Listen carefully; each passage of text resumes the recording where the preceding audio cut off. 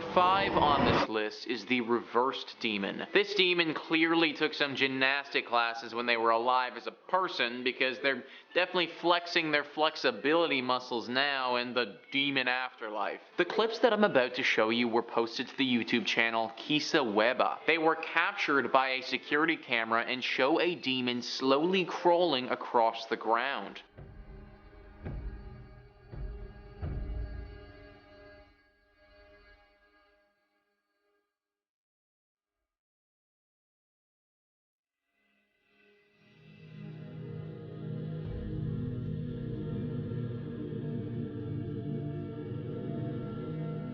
So as we can see, that demon is just slowly meandering along, minding its own business. Now, you may think that this is the end of the story, but it's actually not, because that thing was caught on another security camera in the area a little bit later. Let's take a look at that.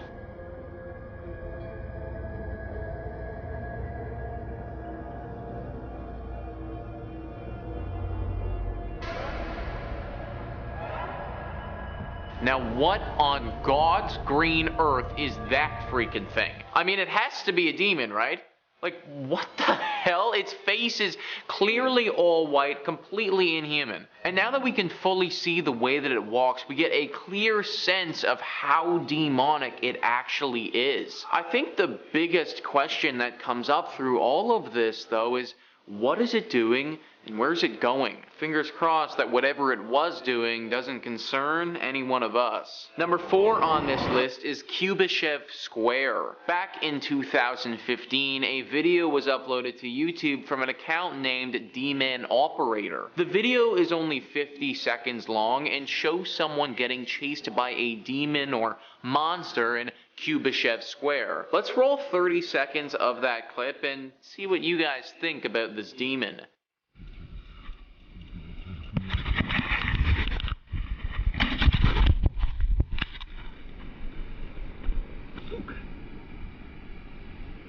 Okay.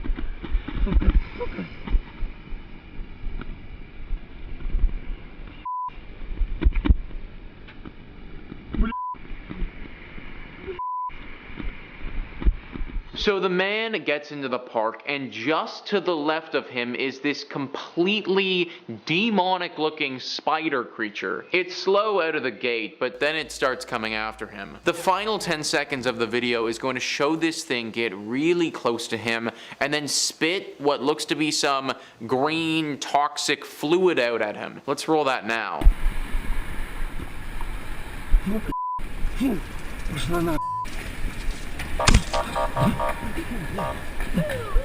So yeah, let's put it this way. Whatever this thing was, it definitely isn't human or any sort of animal that we're aware of. Now, can I say for sure that it's a demon? No, I can't, but I can say that it definitely looks very dangerous. Watch your back, everybody. This thing came after this dude in broad daylight in the park. Number 3 on... Kicking off at number 5, the McPherson tape, 1998.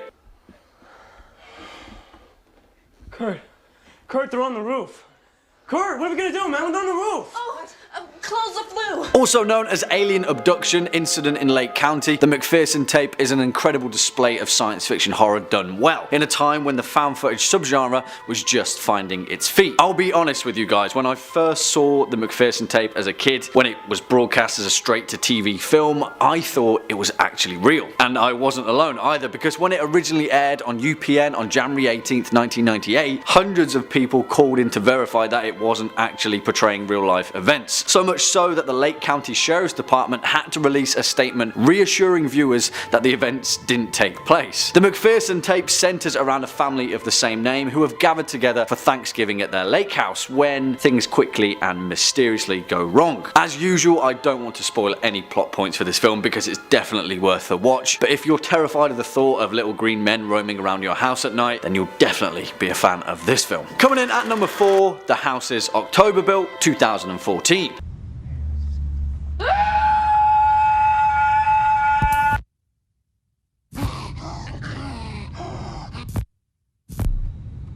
And yeah, this film is great fun and so damn creepy for the most part. Directed by Bobby Rowe alongside hit producer Steven Schneider, the man behind the original Paranormal Activity, Insidious and The Devil Inside, The House is October Built is a fantastic spin on the found footage genre and features some genuinely terrifying set pieces throughout. It gives you that weird sense of dread that the subgenre tries so wholeheartedly to capture, but this film does it to perfection in parts. The House is October Built focuses on a group of friends, all horror fans may I add, travelling throughout southern USA in the lead up to Halloween. They've got an obsession with live action haunted house attractions, and the film plays out as a kind of mini road trip, ramping up the fake scares as it plays out. But, well, the fake scares quickly turn into real scares, and the second half of the movie really manages to turn up the heat. The strength of this film is how personal it feels. There's no wider scope other than the events that unfold before us, and it's backed up by a genuinely believable cast and likeable characters, which makes the ending that much more bleak.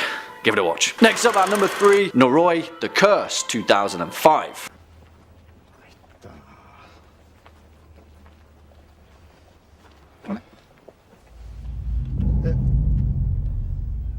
Now, this is for sure an interesting film, to say the least, and it's a welcome sore thumb in the world of Japanese horror. It comes from renowned director Koji Shirashi, who's made quite the name for himself as a found footage auteur, with films like Occult and Shirome, a departure from the short, unsettling style often found in J-horror. Noroi is perhaps the best example of his work, and it stands out as a slow-burning mockumentary of paranormal investigation in Japan. Noroi features an absolutely mammoth task, interweaving several storylines that lead up to a deeply disturbing ending. For the most part though, it focuses on Masafumi Kobayashi, a paranormal expert famous for uncovering supernatural mysteries, and his investigation of a strange woman and her young son. It manages to give us just enough to keep the mystery going, and I don't say this lightly, pretty much every scene is unsettling as we quickly realise that there are much more malevolent powers at play. Swinging in at number 2, The Blair Witch Project, 1999.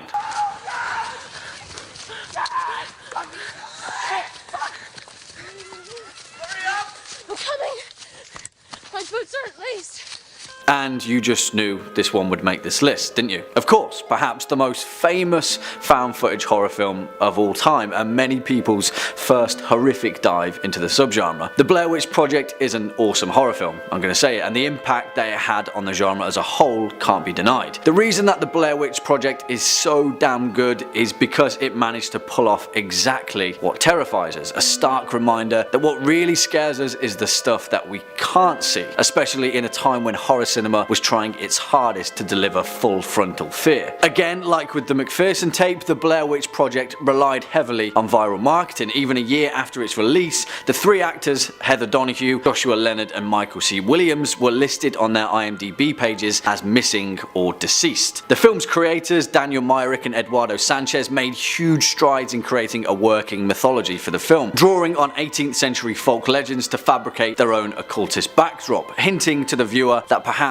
there was some truth to the events of the film. In essence, it's what makes found footage horror so good when it's done well, an uneasy mix between horror fiction and horror fact. And finally, at our number 1 spot, The Borderlands, 2013.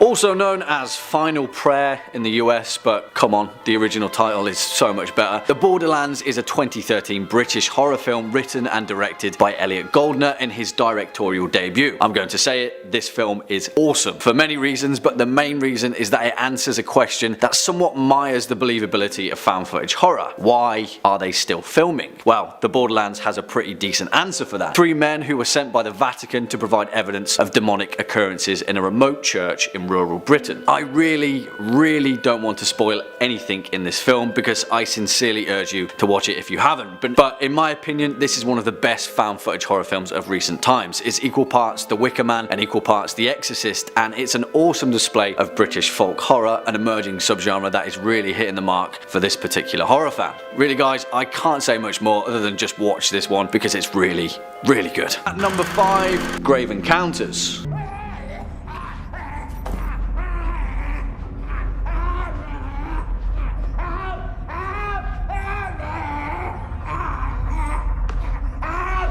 Now, you guys had a lot to say about this particular film in the first part of this series, and rightly so, because put it this way, if every episode of Most Haunted was as awesome as this, then we'd have enough content to keep us going for the next few decades. Written and directed by the Vicious Brothers, aka Colin Minahan and Stuart Ortiz, Grave Encounters is a 2011 Canadian supernatural horror film that strikes at the vein of paranormal reality TV, which, as I mentioned previously, is a much needed antidote to the found footage genre as a whole. We as an audience need to be able to suspend our disbelief when faced with such a personal depiction of horror. Again, it strikes the question, why are they still filming? Well, this film follows Lance Preston, the charismatic host of Grave Encounters, an infamous ghost investigation TV series, and his crew as they make their way through the abandoned mental asylum Collingwood Psychiatric Hospital. What plays out is a genuinely nerve-wracking classical ghost story. I'm not going to sugarcoat it, there's not much more to the plot other than the pursuit of the paranormal and the pains that come with it. But as far as that goes, Grave Encounters does it very convincingly, and it's jammed with some genuinely uneasy moments. So much so that the Vicious Brothers have extended the Grave Encounters series and developed quite the cult following in the process. Coming in next at number 4, Devil's Pass. Benson, come on!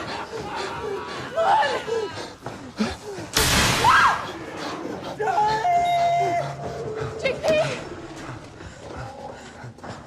Now, if you're aware of the Dyatlov Pass incident, then this film will definitely strike a chord as a terrifying adaptation of the notorious unexplained mystery. For those of you not aware with the mystery, the Dyatlov Pass incident was the unsolved death of 9 ski hikers in the northern Ural Mountains in 1959, in the then former Soviet Union. To this date, their cause of death is still undetermined, and the strange occurrences surrounding the Dyatlov Pass incidents has been the imaginative spark for dozens of conspiracy theories and paranormal tales. So as far as a horror movie goes, Devil's Pass draws from some pretty impressive source material. Directed by Rennie Harlin, the man responsible for A Nightmare on Elm Street 4, Devil's Pass follows the story of 5 college students who were determined to make a film about the Dyatlov mystery, and what plays out is an unnerving interpretation of the events that transpired. To be honest, if you're not a fan of conspiracy theories and government cover-ups, you might feel a bit bogged down with this film, but if you are, then Devil's Pass is a sci-fi horror heart-pounding ride through the found footage genre that's smartly made and surprisingly hilarious in parts. Next up at number 3, Hell House LLC. What are you looking at?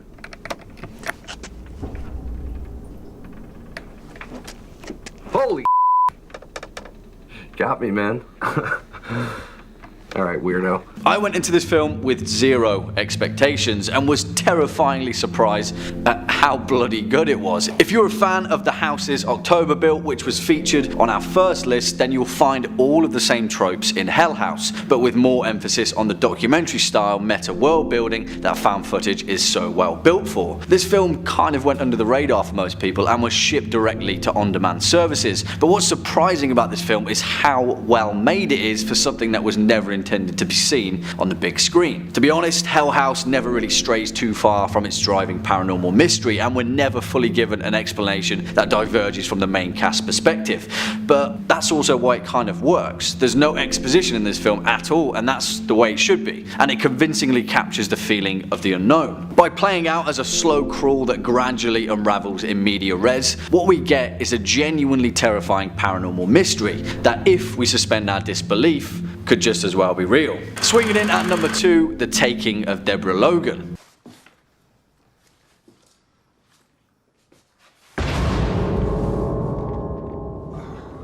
Hey, letting all my heat out. To be honest, this film could get on this list just for one scene in particular, and if you've seen The Taking of Deborah Logan, then you'll know exactly what scene I mean. If you've never seen this film, you've probably already seen the gif of it, because holy moly, that one's messed up. I don't say this lightly, The Taking of Deborah Logan is a really, really good horror flick, irregardless of the found footage genre. I think then that's part of the reason why it was dismissed. People were tired of the same old, and as soon as they heard the phrase found footage slapped onto it, they didn't give it the chance it deserved. deserved. But what they would have found is a convincing display of found footage horror at its best. Directed and co-written by Adam Robitel, The Taking of Deborah Logan follows a documentary crew who are making a research film on patients suffering from Alzheimer's. Their subject is Deborah Logan, an elderly woman with an aggressive form of the disease, but as the crew quickly realizes that prognosis is pretty far from being correct, and there's something much more sinister at work. One of my favourite parts of this film is Gavin, who after finding out that there's ritualistic murders involved, he just straight up quits on the spot and leaves. I love it, and we never see him again. He's just straight up gone, living his best life. Remember guys, if you ever find yourself in a horror movie situation, be more Gavin. And finally, at our number one spot, The Tunnel.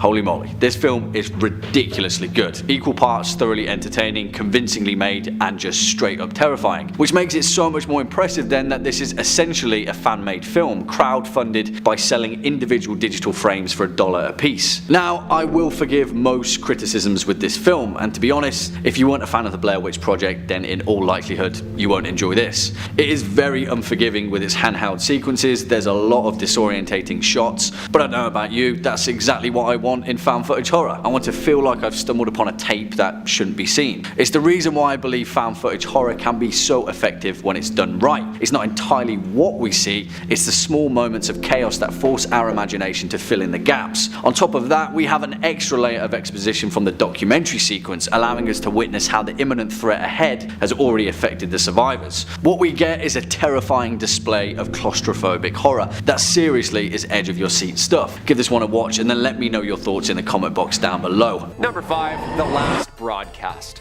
This 1998 American horror film, written, produced, and directed by Stefan Avalos and Lance Wheeler, tells the story of a documentary filmmaker named David Lee and his investigation on the fact or fiction murders, in which got him convicted in a 1995 case, apparently with the murders of his team one night during an expedition to find the mythic Jersey Devil in the Jersey Pine Barrens. The film is shot mockumentary style and employs the found footage technique. The film is believed to be the first full-length feature film shot and edited entirely on consumer-level digital equipment. And on a budget too. I love this. I'm all here for it. Main character Lee seeks to discover the truth behind these killings while making his documentary. 4 men go to the Pine Barrens, where a psychic leads them to the apparent site. In the hunt, they broadcast a live show simultaneously via TV, internet, and amateur radio. They enter the Barrens, but only one emerges alive, as the others are brutally murdered.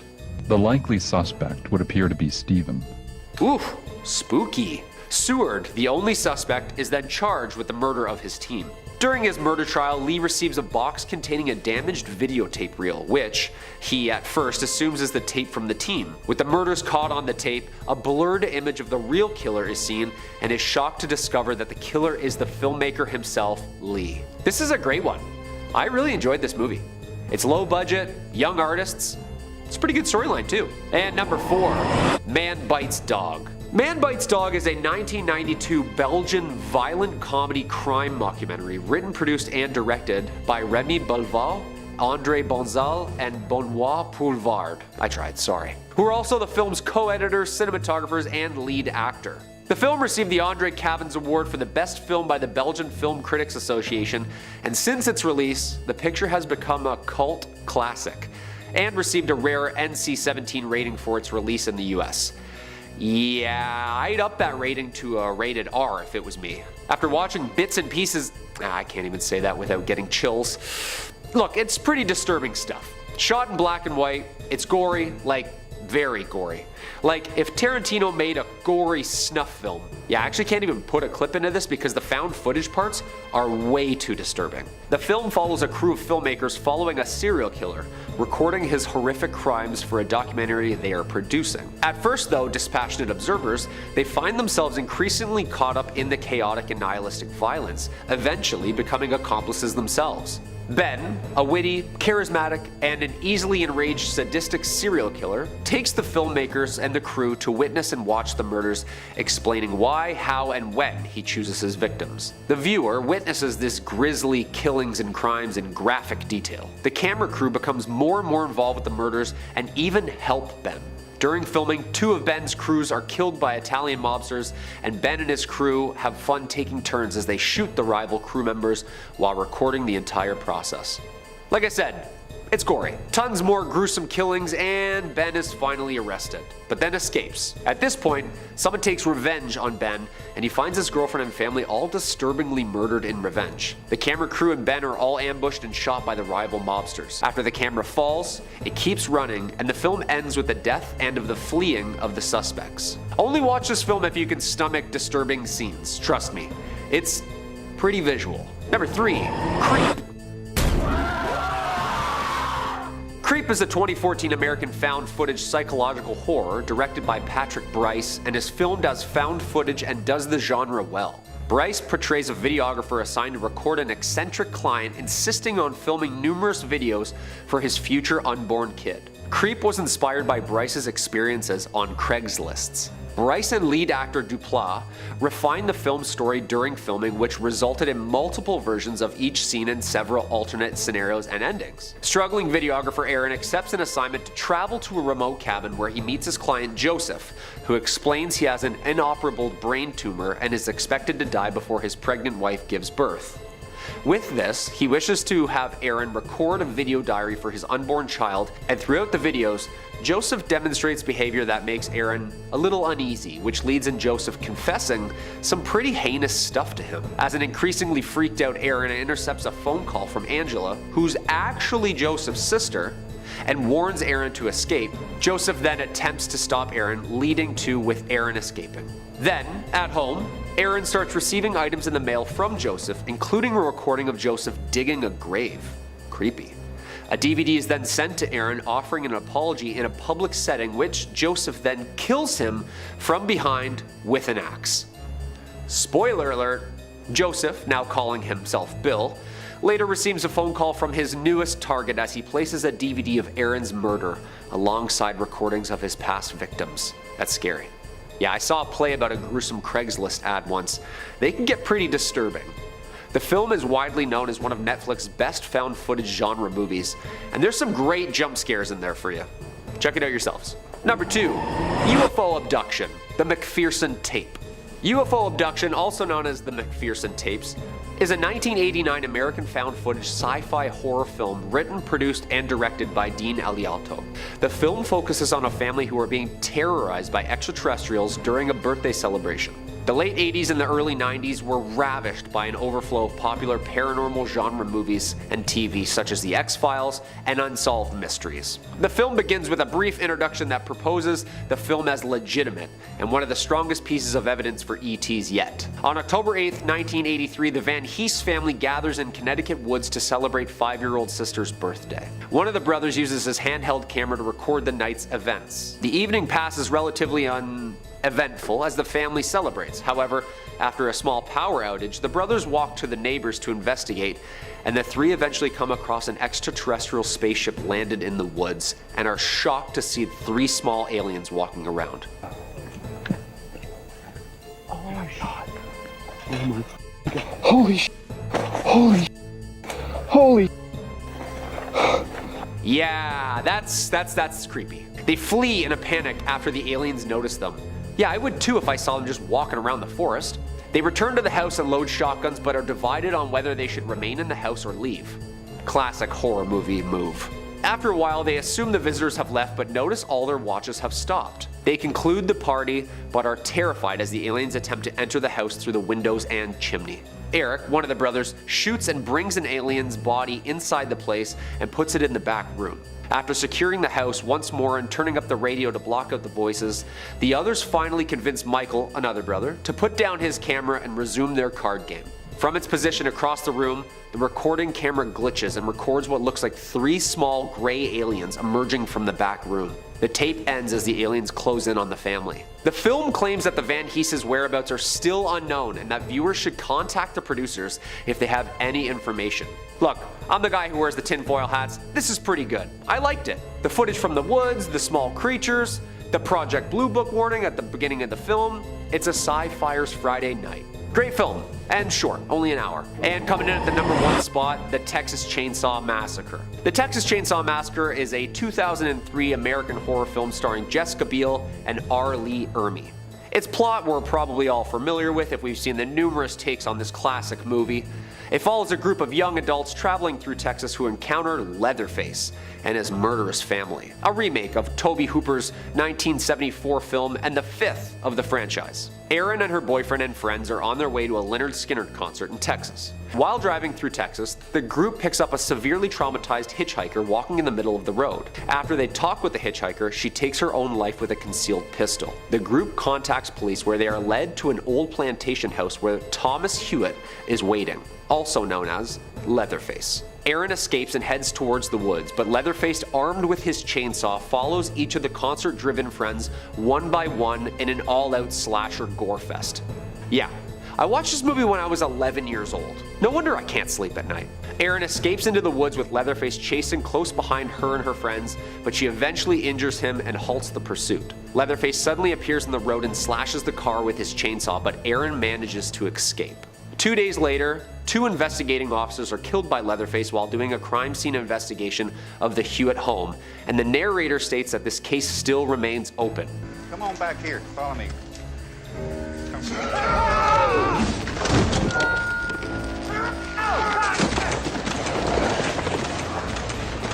Yeah, that's absolutely terrifying, alright? Seems like this franchise was loosely based around a cannibalistic family in the South and actual evidence, case, and trial of Ed Gein. In our 5th place position, we have my favorite creepy doll, Annabelle. Back when I was in high school, I actually got to portray her in a local haunted house, which was the beginning of my scare acting career. Hey, I promise I am quite terrifying if I want to be.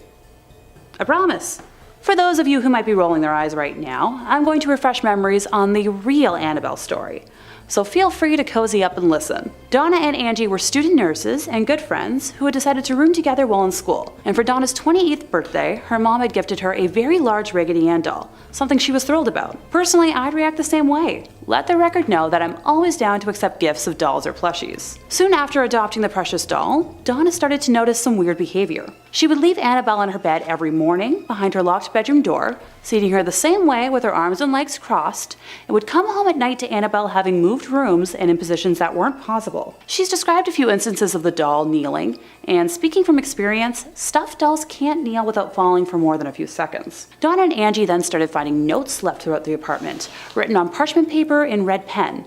2 things they didn't own. When Donna's boyfriend Lou started criticizing the doll, unexplainable handprints and scratches began appearing on his body. And that's when the girls made the decision to call a priest, who then brought in the Warrens. They were able to calm down the entity enough to remove it from the home and transport her to their museum, where she resides to this day. Now, the footage I'm talking about here is from the visitors who have visited Annabelle in her current residence over the years. If you look closely, you can just see the energy that's alive in her. Also, if she was never removed from her box until like the last few years, how is she able to change position ever so slightly from one video to the next? You tell me here. In 4th place, we have footage from a Buddhist exorcism.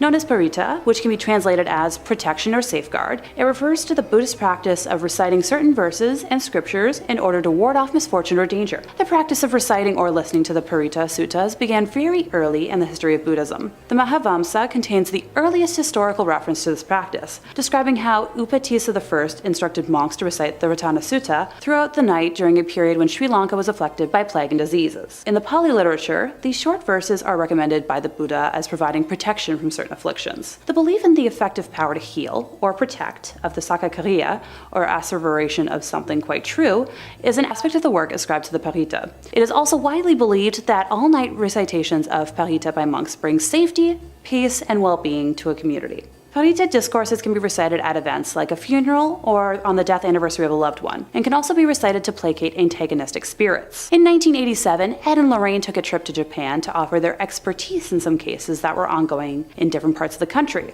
with one of their stops being to a Buddhist temple. Describing everyone they encountered as lovely, Ed and Lorraine were shocked when they came upon not one, but 2 people under possession. Ed described one as being under the influence of a snake demon, as they slithered around the floor constantly, with their tongue darting in and out of their mouth. The possessed people were blindfolded, so the demons couldn't witness the rites, as the Buddhas went through the rituals and chanted around them. After the spirits were cast out, a bonfire was built to help guide them towards the afterlife. The footage we see is from a later round of prayers, which was held because one of the sets of spirits refused initially to depart from her attached soul. You can hear Lorraine attempting to guide the spirit out with the aid of a translator, coaxing Teresa to go on to the light and fly away, that her family was no longer here. In third place, we have the elusive White Lady of Union Graveyard. Some believe she is Harriet Seeley, whose young son passed shortly after being born, and Harriet herself passing soon afterwards. Legend believes she may have died in hopes of finding her son, and still wanders their final resting place searching him out, while others believe she is the ghost of a woman from the 1940s who killed her husband and later herself and is doomed to wander the graveyard. You tell me which one you believe. Her physical description is the one thing that remains consistent. She is a young woman wearing a white dress with dark hair. Thank goodness I'm not wearing white today. It seems as if she enjoys scaring the daylights out of the living, which, hey, my kind of gal. Many who have witnessed her believe they have almost hit her with their vehicle, only to find no trace of her once they pull over, while others claim they have often seen her hovering slightly above the ground around the cemetery, going back and forth amongst different gravestones.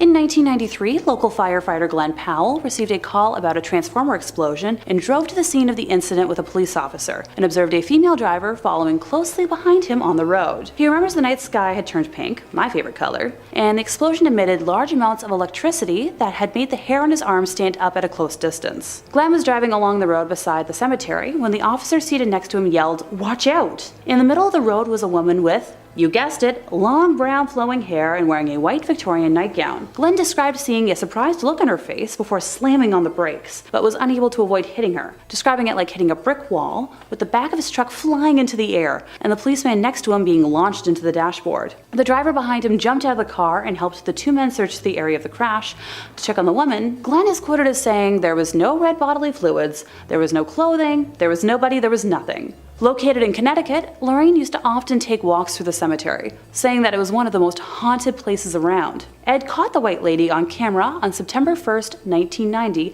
at 2:40 a.m., his 7th night in a row of filming at the cemetery, determined to have footage as proof, and we can show some of that footage to you now. He described dark figures surrounding her, shapes that he said were wood ghosts that seemed to jump on her while they all argued. In second place, we have the Amityville Horror. On November 13th of 1974, Ronald DeFeo Sr., his wife, and 4 of their offspring, Dawn, Allison, Mark, and John, had their lives ended by a firearm inside their home in suburban Amityville, New York. And at the time, homicide detectives claimed it was the largest number of victims in a single slang on Long Island. The deceased were found in their nightclothes and were shot in the back, apparently while they were asleep. There were no signs of a struggle inside the home, where a sign hanging outside the main entrance read, "High hopes." Sure. The killings were reported by the only surviving member of the family, the oldest son, Ronald. He told the police that he arrived at the home shortly after 6 p.m. but found the front door locked, so he crawled into the house through a window and stumbled across the icky scene. He later confessed that he had ended the lives of his family around 3:30 a.m., acting out the scenes for detectives as he described how he took out his family one by one, with the weapon eventually being found in Amityville Creek. Ronald's trial began in October of 1975. His defense attorney, William Weber, tried to make a case that the defendant, who allegedly heard voices, was innocent by reason of insanity, but the court eventually sentenced him to 6 concurrent 25-year to life sentences. Try saying that 5 times fast. Eesh. A year later, the Lutz family moved into the now abandoned home, and that's where this goes from simply tragic to much, much more. Most of the DeFeo family's furniture was still in the house, because it was included for $400 as part of the deal. You know what, I'd take that deal too.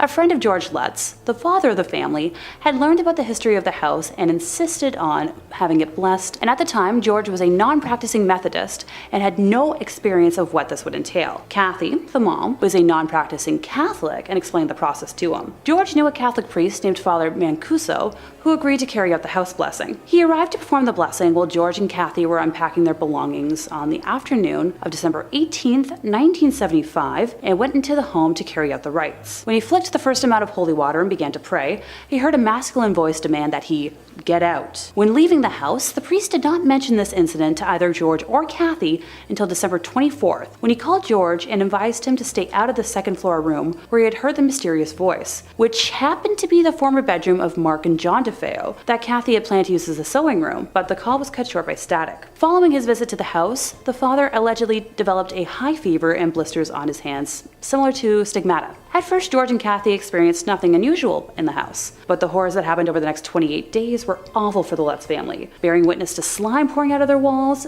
strange odors throughout the home, and George would wake up at 3:15 every morning, which is right around the time Ron DeFeo carried out his original crimes. A garage door would open and close on its own, an invisible spirit knocked a knife down in the kitchen, a pig-like creature with red eyes was reported staring at George and his son Daniel through a window. Also, Kathy and two of her children experienced bouts of levitation while trying to sleep. The footage we have from this heinous month is of a boy with glowing eyes, believed to be the spirit of the late John DeFeo. By mid-January of 1976, after another attempt at a house blessing by George and Kathy, they experienced what would be their final night in the house. Now, the Lutzes were never able to give a full account of the events that took place on this occasion, describing them as too frightening. After getting in touch with Father Mancuso, the Lutzes decided to take some belongings and stay at Kathy's mother's house in nearby Deer Park, New York, until they had sorted out the problems with the house. They claimed the phenomena followed them there, describing greenish-black slime coming up the staircase towards them. Yeah, no thanks. And finally, in first place, we have footage of an American exorcism. While the video is blurred out on YouTube to protect the identity of the poor girl, I personally think it's up there as one of the most frightening things I've ever seen. At an hour and 20 minutes long, it depicts a Catholic bishop in Connecticut attempting to converse with a demonic entity that has possessed the body of an innocent young woman, while her family restrains her. Ed and Lorraine were the ones to alert the church to the possession after meeting her during an audience chat session that was held at the conclusion of one of their public presentations. During portions of the exorcism, when prayer is done, you can hear the demon acting wildly, and it originally refuses to give its name, both of which are quite common in cases of demonic possession. Eventually, we learn that there are 4 demons possessing our victim, with one of them identifying themselves as Robert, which happens to be a name associated with the son of Satan. I'll let a snippet roll now, allowing you to hear the woman for yourself. And that's the end of this list, bringing me to my regular motto: don't mess with spirits, don't mess with Ouija boards, and for the love of everything, let demons be. Trust me, I love spooky things and reading spooky stories, but it's so not worth it to bring that kind of hell into your life. Random human beings are scary enough as it is. Number 5, the Kane Parsons shorts. Now, if you're a fan of internet horror like Slender Man, Marble Hornets, or the SCP Foundation, you know, all that sort of stuff, then no doubt you're probably already well versed in the Backrooms and all the horror those odorous 70s hallways emanate. But I know my mom watches my videos sometimes, so I thought I'd start off with a quick summary and a flash of the most famous Backrooms content before we really get into it. Initially starting life as a small post on a certain image board, you know the one, in 2019, Backrooms refers to a space between realities that manifests as a dreary, never-ending stretch of abandoned office building hallways. A sea of stained yellow wallpaper and terrible carpets. What started as one small post really quickly developed into a fandom, with everybody writing their own backstories, continuity, lore, and all these narratives coming together in a big cosmic gumbo in this setting of the fractal hallways that live between worlds. One of the most famous, and I would argue what kind of propelled the Backrooms from underground horror community stuff to mainstream, was a series of short films by a very young YouTuber named Kane Parsons. Parsons kickstarted the trend of making Backrooms found footage videos, which is what we're looking at today, and pretty much everything we're going to be looking at was inspired by what he worked on. It's fantastic stuff, honestly. Triply so when you learn that he was 16 years old when he made it. If you haven't seen any of them yet, I'd definitely say go check them out after this video. They're a great little bit of shoestring budget internet horror. The original video is probably the best little microcosm of it. There's a bunch of them, but they're all well made. And if you really liked it and you think, hey, I'd enjoy that concept for roughly 90 minutes, I hope I can sit in a big room with 300 other people and eat some popcorn and do that. I got some fantastic news for you. A24 Productions is working on a feature-length script about the Backrooms. It's going to be directed by Parsons with collaboration from James Wan, who, if you don't recognize the name, was the director of Saw and The Conjuring. Time will tell if that movie will be a total hit or a flop, But nonetheless, I think it's incredibly cool that an independent filmmaker is gonna get to make a big horror movie before he can even legally rent a car. That's like so cool. And if you want more internet horror, you are in exactly the right place for it, because you can click through on our channel and see the hundreds upon hundreds of scary videos we've been making for years. Put together some words that you like, you'll find something for it, I guarantee you. Stay subscribed, stay scared, and stay watching this video, okay? We got more Backrooms coming up for you. Number 4, no clipping through reality. Now, in that very first post that described the Backrooms and created the initial lore, it said that the way you get to the Backrooms is by no clipping through reality. If you spent most of your childhood outside playing sports with other kids and you weren't exclusively surfing the Steam forums, maybe the term no clip is unfamiliar with you. It's a video game development term, meaning no collisions, allowing you to pass through all objects in a digital space. It's mostly used for development, but it can also be a little cheat code in some games. I had a lot of fun no clipping through Half-Life 2 and feeling like I was some sort of temporal god, just like blitzing through all the levels in 6 seconds. The idea of no clipping in reality sounds kind of funny, but also if you like really thought about it, just terrifying. I mean, imagine if you woke up one day and physics just stopped working entirely. It would probably stress me out. You don't have to imagine much more, because thanks to a Redditor and TikToker by the handle of Active Hypocrite, we have a look at just what phasing through reality might look like. And here's where it would go. Starts kind of funny, the chair scrambling around like a Source engine prop glitching out, and then not even 10 seconds later, our hapless protagonist finds themselves no clipping through reality and landing flat in the Backrooms, presumably to spend out the rest of their days. Imagine how scary that would be. Your whole life's just upturned, and half a second like that, you're enjoying reality, enjoying all the pleasures that existence has to offer, and then bam, to the Backrooms with ya. I gotta say, people give TikTok a lot of guff, and rightfully so. I've seen a lot of terrible things on there. But I do like how it's become a video platform for really quick, like bite-sized little snacks of filmmaking. Any platform that allows creative people a medium for which to serve up scares, A-okay with me. Number 3, the entrance to the Backrooms on Google Earth. It's a popular trend on TikTok lately where users claim that they're able to find doorways into the infamous Backrooms, finding the portals that connect the realities between, and that they can find these points on Google Earth. I've watched a bunch of them. Some of them, I'm not gonna lie, pretty corny, but some of them are pretty fun, like the one I've found for you here. Posted to us from user Super Game Kid, and I have to throw this out here. The video in question, when it was posted with the title, "Not Fake." So if you had any doubts, well, there it is, not fake. Duh. Not like anyone can attach photos to Google Earth or anything, no sir. Alright, we'll roll some of this clip in question. Now remember, this user found something strange in Japan. A big, mysterious looking complex, maybe a high-tech government institution, something that wouldn't look too out of place in an SCP story or something. That's already odd enough, because I don't know what this building really is. When you zoom in on it like they did, you get an up-close and personal view of everybody's favorite never-ending liminal series of hallways, the Backrooms. I like to think that if the Backrooms are out there, you know, in between realities, this endlessly expanding space of musty hallways, the way to access it was through the most advanced high-tech facility. Billions of dollars spent to get trapped in a mysterious stinky space. Isn't that mostly the plot of Stranger Things? Who knows what sort of research could be done on the Backrooms? Who knows what sort of efforts have been made to reach them? You just try typing SV no clip 0. That's a little joke for you gamers up there. All I know is that it's not anything I'm looking to explore anytime soon, so I'm thankful for videos like this, where I can experience the Backrooms from the comfort of my own reality with doorways and exits and an outside and everything. Number 2, death rooms. I think we've been getting a little tame with these videos. And I mean, that's sort of the nature of the Backrooms, isn't it? It's more about the strange wistfulness that comes from a place that's familiar, nostalgic, but unrecognizable, like a dream being described to you by someone else. A bit of an esoteric fear. But esoteric fear doesn't really make for good videos YouTubers can make stupid thumbnails and the faces reacting to about. So sometimes we gotta crank it up just a little bit while also meeting content guidelines. Much like the SCP Foundation, there's all sorts of contributors to the shared urban legend that is the Backrooms. Some of them see the Backrooms as a lot more hostile. Let's roll some of this recovered found footage from YouTuber ChuggoYT called The Death Walls. Whatever is going on in this clip is bad news bears and then some. We see it from the perspective of a couple of explorers donning hazmat suits, presumably from some super secret government institution you need Black Ops level clearance to even know about. Maybe the SCP Foundation? I could definitely see those guys getting involved in something like this. Whatever has happened though is absolutely horrible. We see the remnants of the investigation crew squished up against the walls. They had no clips set back to 1, not 0. They're wedged in between the Backrooms. Their insides are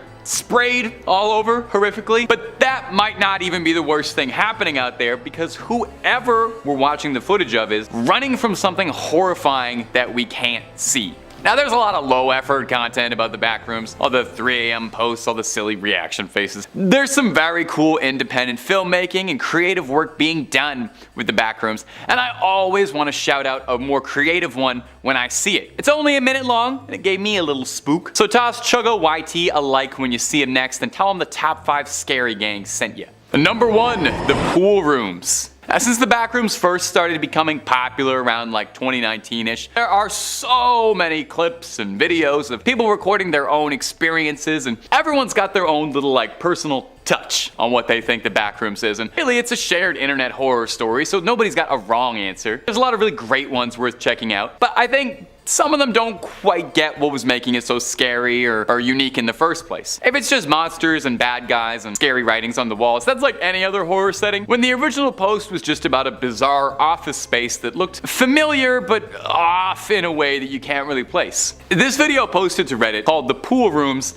really captures that for me. It's an endless, sprawling, familiar location. Doesn't really look like anything out of reality. It looks almost like it could be like an abandoned shopping mall from the 80s or something. You know, that ceramic style, that trademark soulless architecture and design. You can tell where like a food court Taco Bell should be, except it's all been mostly flooded up to about shin level. It's enough to be annoying, but not enough to be impossible to travel through. There is really something about this, for me at least. The stillness when something should be there, something will leap out at you but never comes. Look at it for a long time and just think about how unpleasant it would be to be in there. Cold, lonely, constantly wet, no retrieval or even a moment to catch your breath and get dry. The Backrooms and the whole concept of it is scariest when I think it's like a dream that you're only sort of half remembering, when you're not sure what's real and what isn't. Everything in this video has been real though, I'll tell you that. I would never tell you something fake on this channel. I love the pool rooms. I love the aesthetic of it. The Redditor who posted it, one Jared Pike, does a lot of cool art very much in this style of like scary liminal spaces on his personal Instagram. So if you were like me and you were enamored by the haunting beauty of this clip, give the guy a follow, because it ain't easy for a struggling artist out there. Not like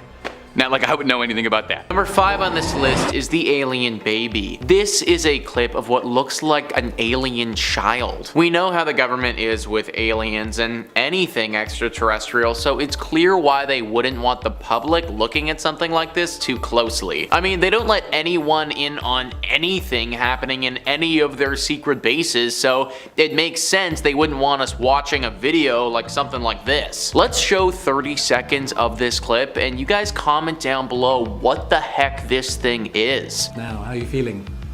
You feeling okay? You feel well? Go and get you something? Want a glass of water?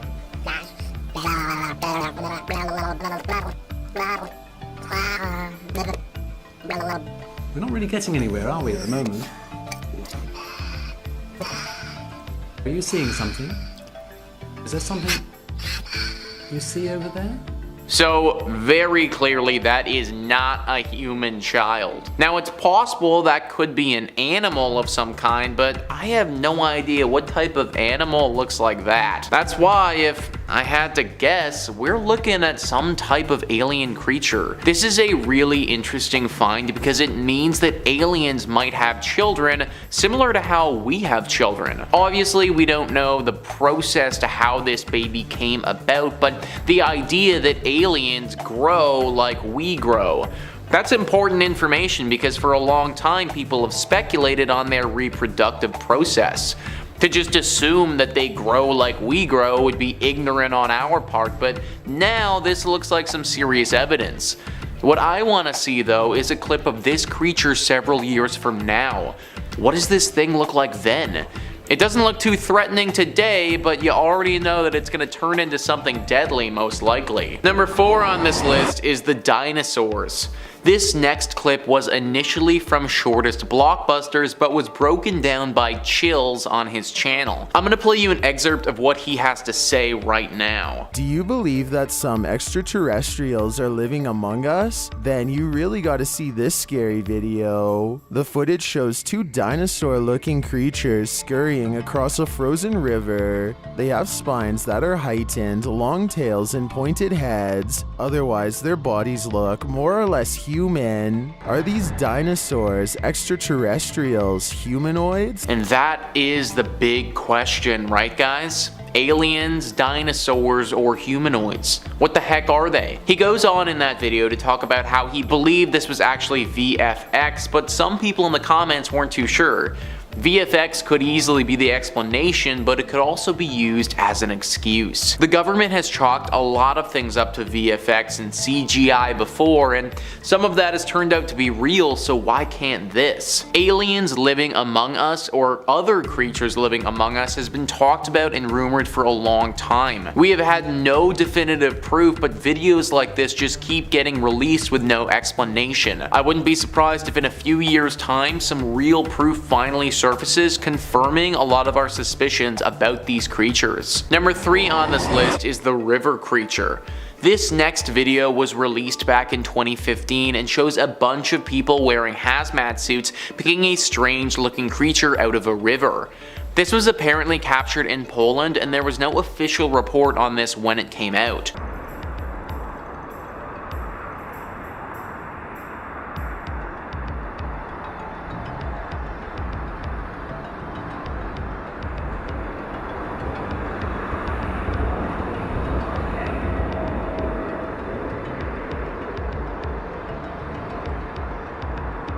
So as we can see, there is a bunch of people with hazmat suits picking up this weird creature from the river.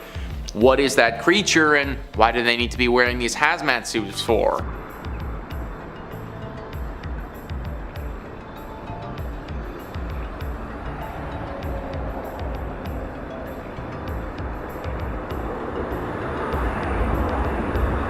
So they hand it off to some other people in different colored hazmat suits and then walk to a place where presumably the person filming can't go. I also wouldn't be surprised if the person filming was already in a spot where they weren't allowed to be and just snuck in anyways. Maybe this is in some secret base of some kind where experiments are being performed. I mean, why else would they need hazmat suits? Definitely a very strange one there, guys. Comment down below if you have any idea what they were doing here and what that thing was. Number 2 on this list is the creepy mermaid.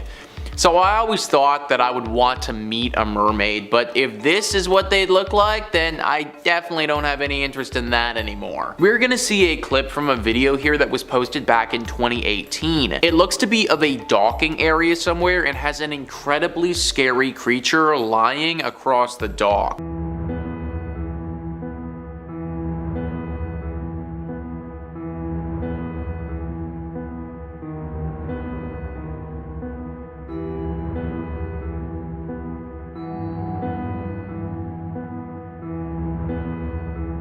So what the hell was that thing, guys?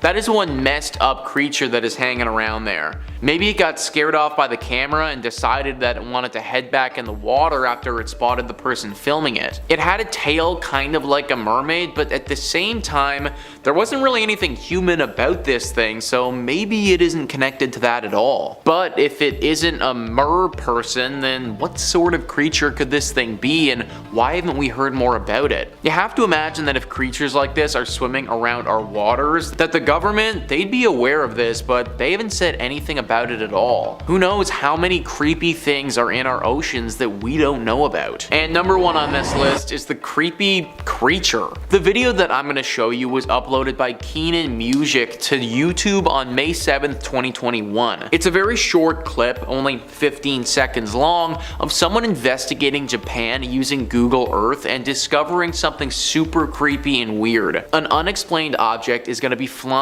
in the sky over top of a Japanese city. Let's roll the clip now.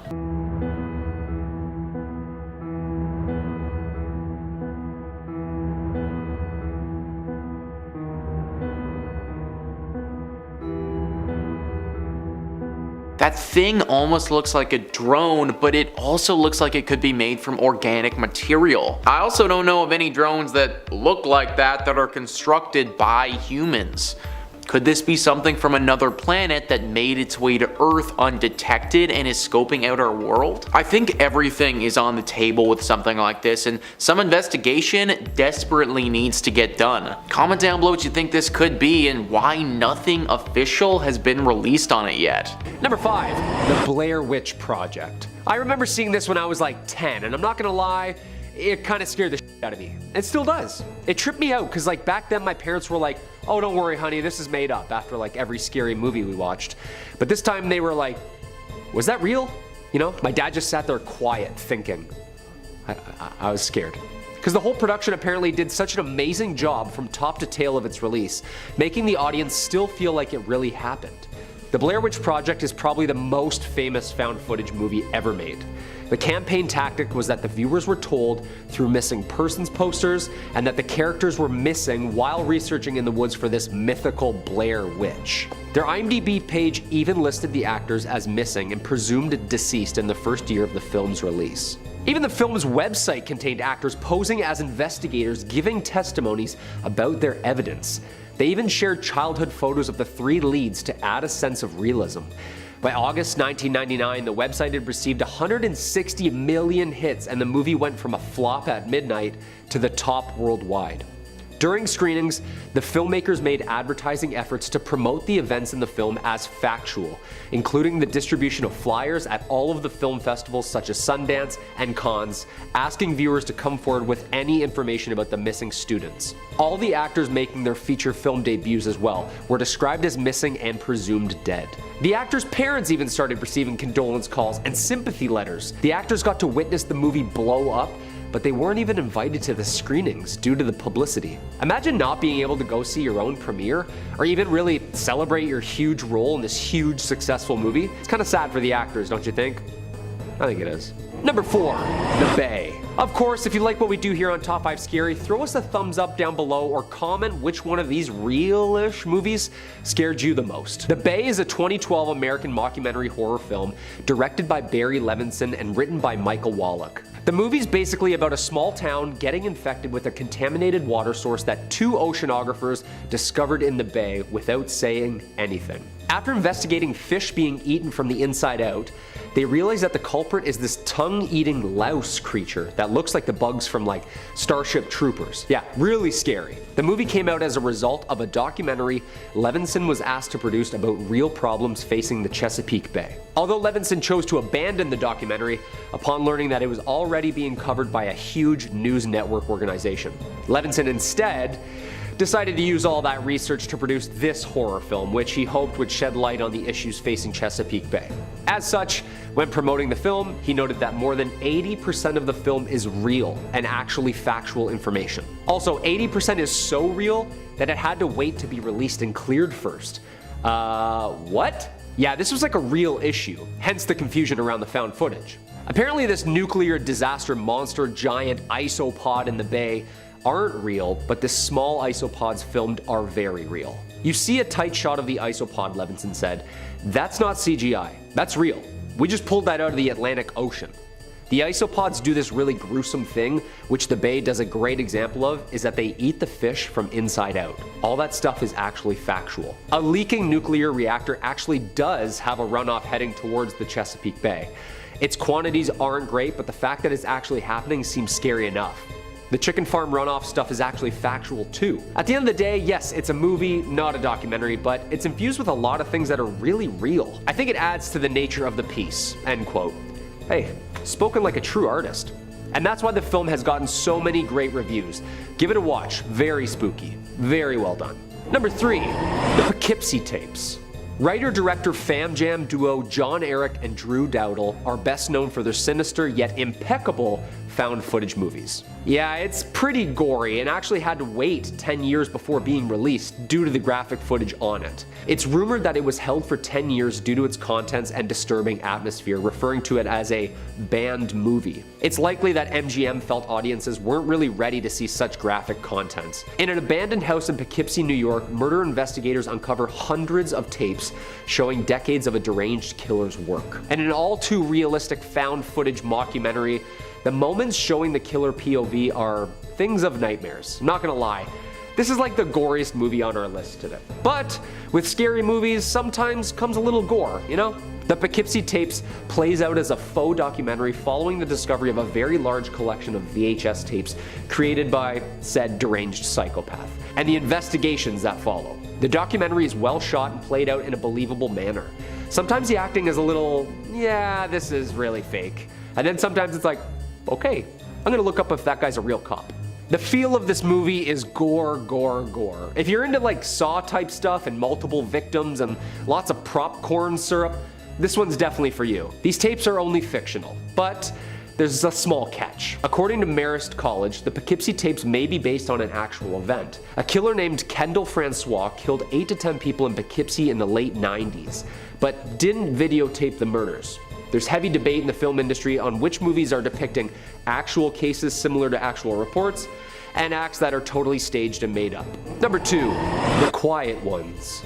The Quiet Ones is a 2014 British supernatural horror film directed by John Pogue, based on a very real 1972 parapsychology experience called The Philip Experiment, conducted in Toronto. It stars Jared Harris as a U of T professor attempting to prove that poltergeists are actually real manifestations of the human psyche and not actually supernatural beings. The movie is very scary, no doubt about it. Jared Harris is amazing, as always, but the real story behind it is actually way more terrifying. The professors of mathematics, science, and psychology created a fictitious character through an attempt to communicate with said fictitious entity through a controlled seance. It was the real deal. The character created and agreed upon was named Philip during the test.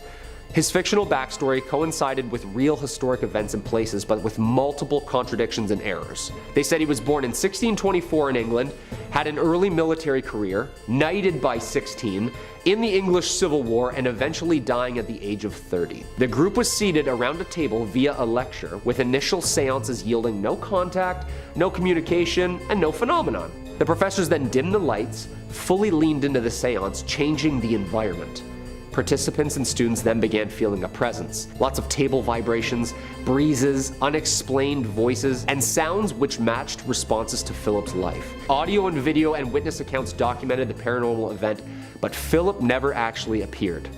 Yo, this actually happened, like down the street from us. This is terrifying. And number 1, Ghostwatch 1992. First broadcast on BBC One Halloween night 1992. Written by Stephen Volk and directed by Leslie Manning, the drama was produced for an actual BBC anthology series. Despite having been recorded only weeks in advance, the narrative was presented as a live television broadcast. During and following its first and only UK television broadcast, the show resulted in an estimated 1 million separate phone calls to the BBC that night, dealing with a mixture of complaints and praise for the program's bizarre release. Yeah, Ghostwatch has never been repeated on UK television. It's been replayed on stations such as the Canadian channel Scream for Halloween once in 2004, and the Belgian channel Canvas in 2008. The hour-and-a-half event was shot documentary style and appeared as part of the BBC. It involved actual BBC reporters performing a live on-air investigation of a so-called haunted house in London in which demonic poltergeists activity was taking place. Through found footage and interviews with family living there, they discovered the existence of a violent ghost nicknamed Pipes, a nickname from their kids. Footage actually showed the police arriving at Fox Hill Drive, and the spirit even dragged a BBC host behind a door. Yeah, that is horrifying. Imagine watching your weekly hosts on like a reliable television network that's censored and archived, and then all of a sudden the host just gets yanked up the wall by a supposed demon. Live?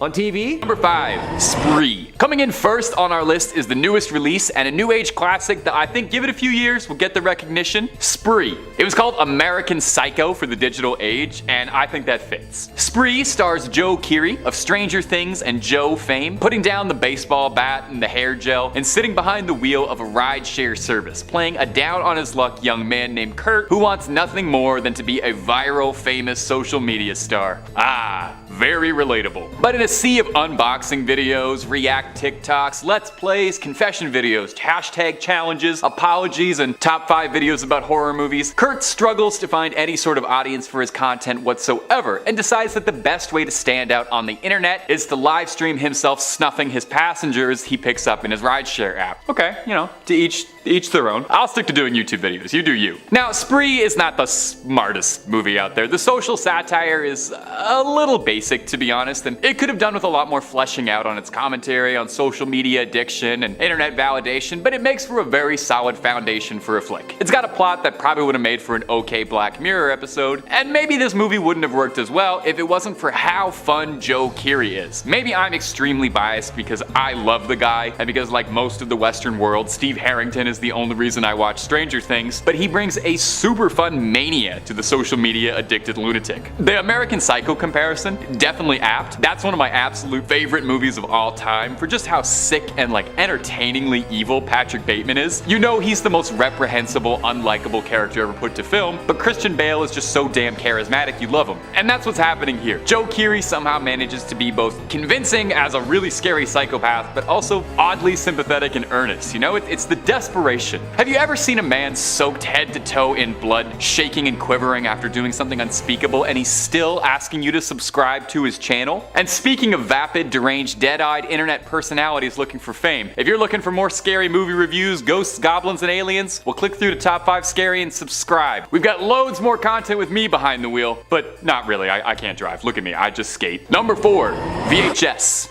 VHS eventually exploded into a mega hit franchise. I think there's like 5 or 6 of them, not even including spin-offs, but it all comes back to the daring original. VHS was a collection of horror movie shorts, all under the same theme of bizarre found footage horror, and the result is electric. It's like getting to sit at home for your own private horror movie film festival. Now, the collections of shorts featured were all directed by, at the time, fairly underground independent horror movie directors, but now looking back at it, it's like they've assembled a really impressive pantheon of rising horror legends. We got stuff from Adard Wingard, who gave us You're Next in the 2016 Blair Witch reboot, which was okay. We got one from David Bruckner, who would go on to direct The Ritual in the 2022 Hellraiser. And we've got T.I. West, who would make the A24 darling Pearl. So it's a film with nothing but wall-to-wall talent and creativity at their best. It also made the format of being an anthology movie like part of the plot of the movie itself, which I thought was very meta and juicy. A group of career crooks film themselves committing violent and vile acts, and hey, I wonder if they knew the guy from the first movie. And they are commissioned to heist a single object, a mysterious VHS tape. The guys break into the house and find the tape, and the movie is them watching it and then cutting back to whatever strange mystery is happening with the criminals. It's very inventive, it's very immersive, it's very, very cool. Now, all the segments are really cool, but I want to shout out the shorts Tuesday the 17th for being a very high concept idea for a horror movie I can't say I've seen elsewhere, and I can't even say too much without giving it away, but it uses the VHS format really fun. And another shout out for Something Strange Happened to Emily when she was younger. Again, very inventive. It's told exclusively through video calls and the internet, and it features a hearty dose of medical body horror, wild twists, and just like the tiniest little bit of alien stuff. Just like a little bit. Number 3, Lake Mungo. Okay, let's go back to another lesser known one with Lake Mungo. This one's an Australian feature, came out around 2008. Lake Mungo is a healthy, hearty dose of scares and thrills and heart-wrenching family drama. Horror and family drama go hand in hand like the girl from Hereditary and a stop sign. Too soon?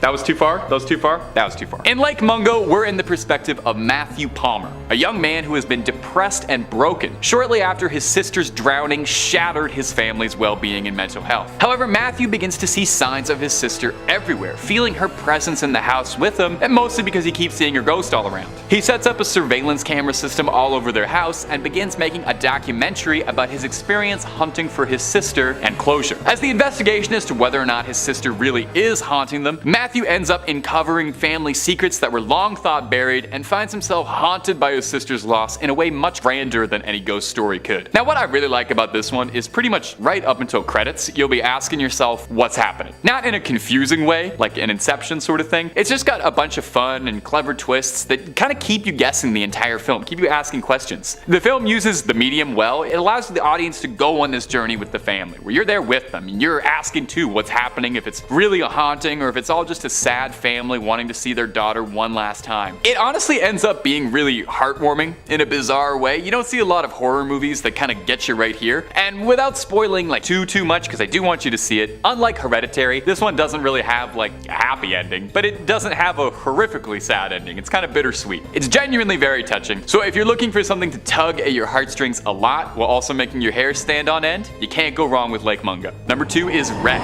Maybe you've already seen this one because it was a smash hit commercially and critically, but if you haven't, man, come on, you really oughta. Wreck is found footage stuff at its best, putting you smack dab in the POV of the action, and it makes you feel like you're both part of this horrifying nightmare, but also kind of like you're like an FBI agent watching evidence recovered years after the fact in a dark room. Wreck follows a film crew that's recording something when they find themselves caught in a way bigger story. When a neighbor attacks someone and bites them, police quarantine off a building for an unknown reason, and you get to experience it all go down in first person as more and more people inside the building seem to be turning into something a little rabid, vicious, and more than a little undead. Wreck does zombies 28 Days Later style, with a pretty interesting twist that I won't give away if you still haven't seen it. They're fast, violent, and unpredictable, and it makes for a super entertaining movie watching the protagonist try and fend off a horde of undead in these really cramped, tight, claustrophobic spaces. There's a lot of excellent choreography work going on here to make sure everything fits in the frame, and the first person view of the camera really makes it feel like you are stuck in there with them too. If you let yourself get into it, you really have a good time with this one. Like, if there was ever really a zombie apocalypse happening, I think we could all agree there'd be gigabytes worth of cell phone footage to go through. So in a bizarre way, this movie about a zombie apocalypse feels oddly realistic. Even just outside of being a good found footage horror movie, Wreck is also just a super good zombie movie if you're into that sort of thing. They remade it into Quarantine for Americans a year later, but if you want my advice, skip the remake and just go for the original, and that is honestly true of like 99.9% of all horror movies anyway. Okay, before we get into number 1 properly, I wanted to cheat a little bit and break the rules of top 5. Don't tell anybody that I added some extras, but I wanted to shout out a few honorable mentions that I love that didn't make the cut. Blair Witch is going to be the first one. The original, the sequels are all iffy. Number 2 is going to be Troll Hunters. Really fun monsters. Yeah. Paranormal Activity, it's pretty good. It's not super my thing, but it's pretty good. And finally, wanted to shout out Host really quick. It's about a seance that happens on Zoom, just came out, very modern. Okay, there we go. So number 1 on the list is going to be Creep.